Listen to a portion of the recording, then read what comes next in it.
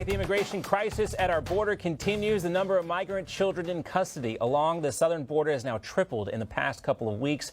And a Texas border town, about 25% of the migrants dropped off tested positive for coronavirus. So 1 out of every 4 of these folks. Even so, shelters for child migrants who cross the U.S.-Mexico border are now operating at full capacity.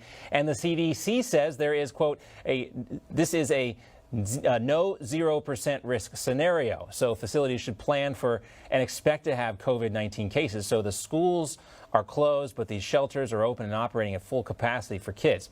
So there's also clearly no COVID control, and the Biden administration still refuses to acknowledge that we have an ongoing border crisis. Pressure from Democrats, though, who represent these communities along the southern border, starting to mount on the Biden administration. Texas Democratic Congressman Henry Cuellar told the Houston Chronicle last week, quote, "We are weeks, maybe even days away from a crisis on the southern border.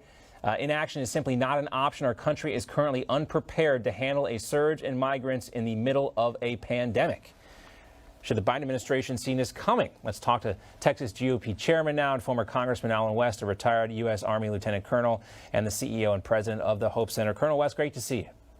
It's good to be with you, John. Thank you. You've seen this before, sir. You knew this was going to happen again. Henry Cuellar probably can't say this is a crisis because he's got money on the line or something like that. But he knows it. You know it. I know it. Everybody knows it. The White House knows it at this point. When are they going to actually become, get honest with the American public about what's happening at our southern border? Well, John, I don't think they ever will become honest about what is happening on our southern border, because what you see happening is the implementation of an open borders agenda by executive order.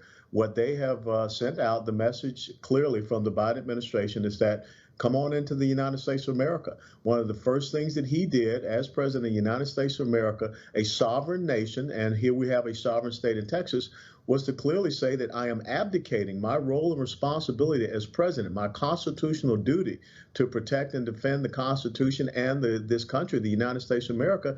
And so we're open for anyone to just cross our borders. What Joe Biden is basically saying that America is just a piece of land in between Mexico and Canada, and everyone is free to come in the middle of an incredible pandemic that we're trying to turn the corner around, and also at a time when we are not allowing our own children to go to school, but we're accepting children from other countries.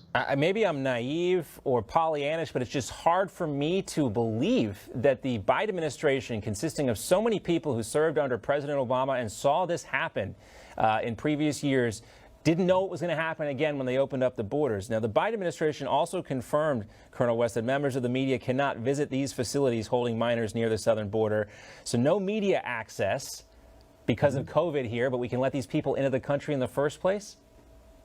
Well, think about how interesting that is. If President Trump had said there will be no media access to go down along the southern border, he would have been excoriated. Right. But what you're seeing is a repeat of exactly what happened in the Obama administration. As a matter of fact, these facilities that we're putting these undocumented minors into, these illegal minors into, are the same facilities from the Barack Obama administration. But yet you don't hear anybody in the media talking about them being put in cages this time. Right. So the hypocrisy is just laughable.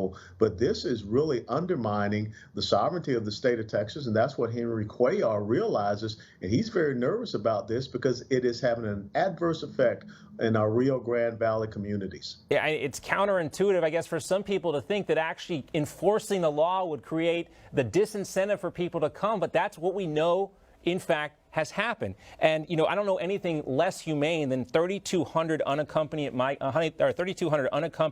migrant children now in Border Patrol custody. That is exactly what the Trump immigration policies were trying to prevent.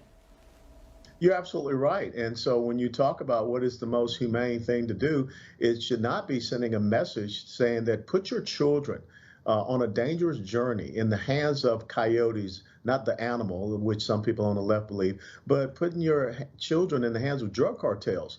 We know that Texas is the #1 state in the United States of America for human and sex trafficking. Yep. And those are young kids. And Dallas and Houston are the top 2 cities. So why, again, would we allow our children or any children to be exposed to this? It's because the left is more concerned about an open borders policy and agenda than they are about children. When the borders are open, business is booming for these coyotes. We know it. We know they're not testing for COVID either, Colonel West.